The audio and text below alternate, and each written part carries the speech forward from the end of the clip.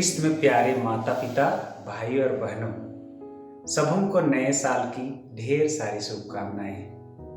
आज हम अपने जीवन के एक प्रमुख क्षण में पहुंच गए हैं। हम नए वर्ष में प्रवेश कर रहे हैं। नया वर्ष ऐसा अवसर है जब हम पिछले वर्ष के कामों की जांच करते हैं और आगामी वर्ष को कैसे बिताया जाए इसकी रूपरेखा तैयार करते हैं। नया वर्ष दो कारणों से हमारे लिए महत्व रखता है। सबसे पहले हम अपने शारीरिक, आध्यात्मिक जीवन पर प्रभाव डालने वाले सभी संकटों के साथ पिछले साल से विदा लेते हैं और दूसरा यह है कि हम आशा और प्रतीक्षाओं के साथ नए साल में प्रवेश करते हैं। अगर हम 2020 की ओर मुड़कर देखेंगे तो नफरत स्वाभाविक है, क्योंकि इसने बहुत कुछ छीना है। बच्चों से पिता को, भाई से बहन को, पत्नी से पति को, प्रेमी से प्रेमिका को और ना जाने कितने रिश्तों से रिश्तों को। कितने बेरोजगार हो गए, बेघर हो गए, परिवारहीन हो गए, कारोबार चौपट हो गया, लोगों के ऐशो आराम, सुख चैन लुट गए। लोगों में आक्रोश है, क्रोध है, नाराजगी है, बेचैनी है, निराशा है। सबों के दिलों में यही इच्छा है कि यह संकट काल कब जाएगी और कब आएगी चैन की नींद। 2020 ना केवल हमारा जीवन कठिन बनाया, लेकिन बहुत कुछ लौटाया भी है। हमने बहुत सारे बदलाव देखा। नदियों में साफ पानी, पेड़ों की हरियाली, मैदानों में हरे घास, पहाड़ों में झरने, बेघर पशु पक्षियों को घर मिला, शुद्ध हवा, बागों में फूलों की बहार, सर्दी की बर्फ, गर्मी में ठंडी हवाएं, सूखे इलाकों में बरसात और अधिक मात्रा में बारिश और ना जाने कितने बदलाव हुए। बीते वर्ष ने हमको बहुत कुछ सिखा कर गया है। हमें जो सीख मिली है उसे 2021 में संभाल कर रखना है। कोविड-19 महामारी ने हमें सिखाया है कि हमें प्रकृति से अब और नहीं खेलना है। हमें याद रखना है कि संसार सबका है। जब जब हम लालच करेंगे तब तब हमारे बीच में संकट और महामारी आएगी। नए वर्ष के उपहार के अलावा आज ईश्वर ने हमें एक दूसरा महान और बहुमूल्य उपहार दिया है, अर्थात माता मरियम। आज कलीसिया ईश माता मरियम का त्योहार मनाती है।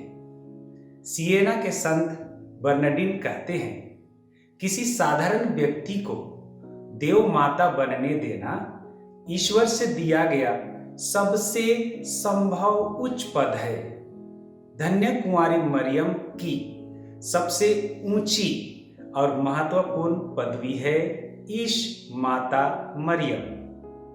अतः साल के पहले ही दिन ईश माता मरिया का समारोह मनाना हमारे लिए उचित है, जिससे उनका साल भर आदर होता रहे। इस त्योहार को मनाने का अर्थ है हम सब मरिया का अनुकरण करें, उनके जीवन शैली प्रार्थना निरत, कर्तव्यनिष्ठ युक्त, सक्रिय और पाप रहित थी। हम सब उनके गुणों का अनुकरण करने के लिए बुलाए गए हैं। सुसमाचार, चारों सुसमाचार में हम पढ़ते हैं कि यीशु विवेक और ज्ञान में बढ़ते गए। यीशु के जन्म से मृत्यु तक, चरनी से सूली तक मरिया यीशु की लगातार सहायता की। उसने यीशु के लालन पालन, खिलाने पिलाने पहनाने आदि सब आवश्यकताओं की पूर्ति की। उन्होंने यीशु को धर्म, विश्वास और नीति का पाठ पढ़ाया। इस प्रकार हम संसार की सभी माताओं के लिए आदर्श माता बनी है। मरियम से हम निस्वार्थ भाव से अपने बच्चों की भलाई के लिए समर्पित जीवन बिताना सीखते हैं। मरिया की सहायता से हम अपने बच्चों के मिशन की पूर्ति में सहायक होते हैं। आज का पहला पाठ गणना ग्रंथ से लिया गया है। यह ग्रंथ इस्राएलियों के प्रतिज्ञात देश की यात्रा का वर्णन करता है।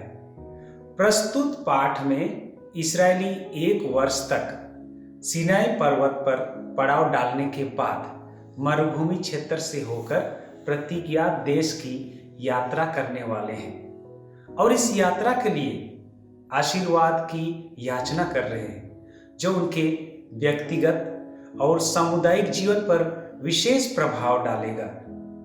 यह आशीर्वाद ईश्वरीय उपस्थिति, उन्नति, सुरक्षा की ओर इंगित करता है।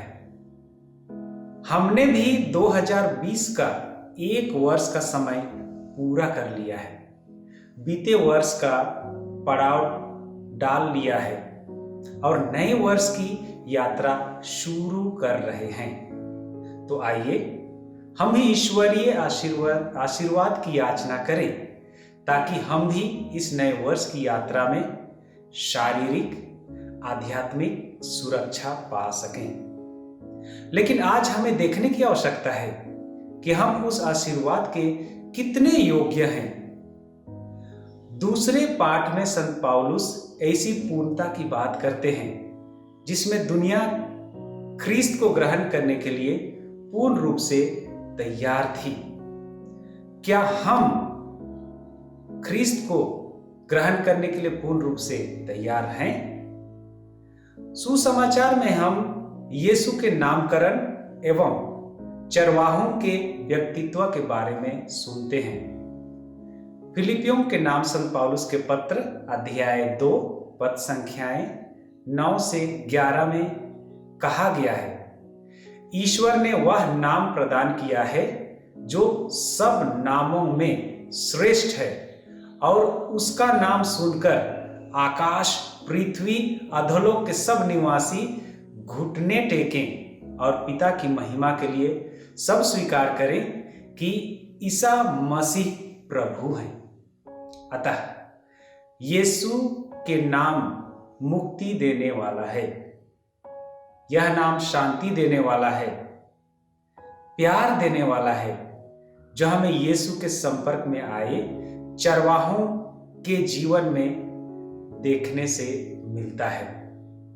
इस नाम के साथ सुसमाचार में उन चरवाहों की चर्चा है जिनका कोई नाम नहीं है, अर्थात समाज में इनका कोई अस्तित्व या विशेष स्थान नहीं है।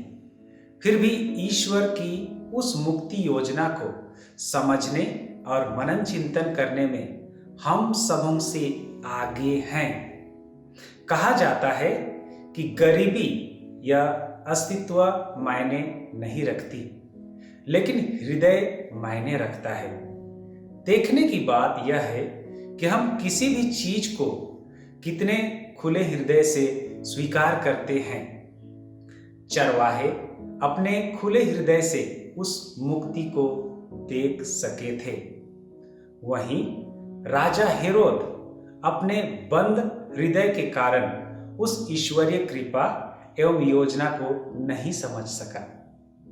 यदि हमारा हृदय शुद्ध और पवित्र है तो निश्चय ही हम भी यीशु और उसकी मां मरियम तथा जोसेफ के साथ एक अच्छे संबंध जोड़ पाने में सक्षम होंगे। मरिया सदा हमारी रक्षा करती है। वे पिता ईश्वर और पुत्र यीशु ख्रीस्त के साथ हमारे लिए बारंबार प्रार्थना करते रहती है। आज साल के प्रथम दिन पर वह हमारे लिए यह कामना करती है कि हम पूरे साल आनंद से बिता सकें। नए वर्ष सबके लिए शांति और संपन्नता से भरपूर हो।